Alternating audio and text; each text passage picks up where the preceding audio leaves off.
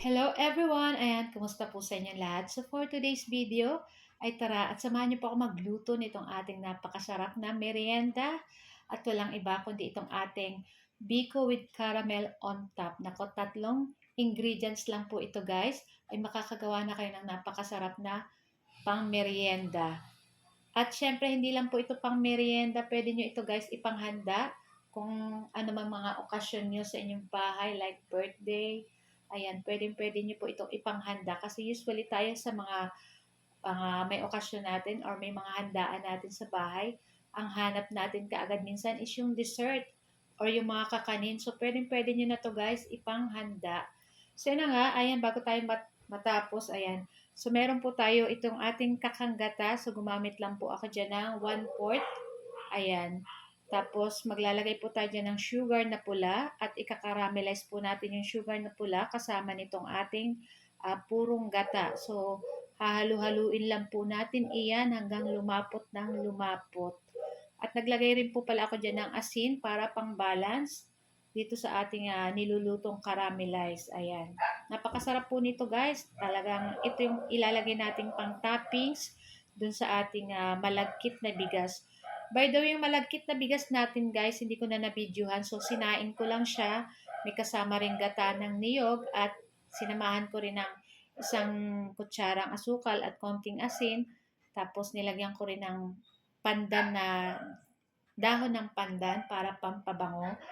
At pagluto na yon ay nilagay ko na sa isang ating bowl or sa ating bangkok, ang tawag ba dyan.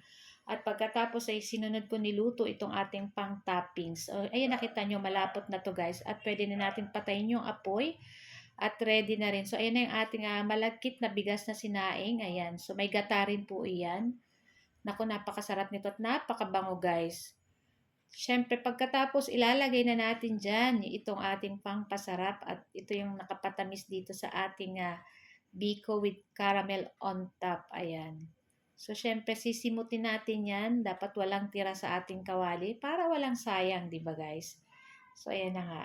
At ilagay natin lahat dyan. Tapos, spread lang natin, pakalat lang natin yung ating caramelized dyan. Ayan, yung ating caramel. Ayan.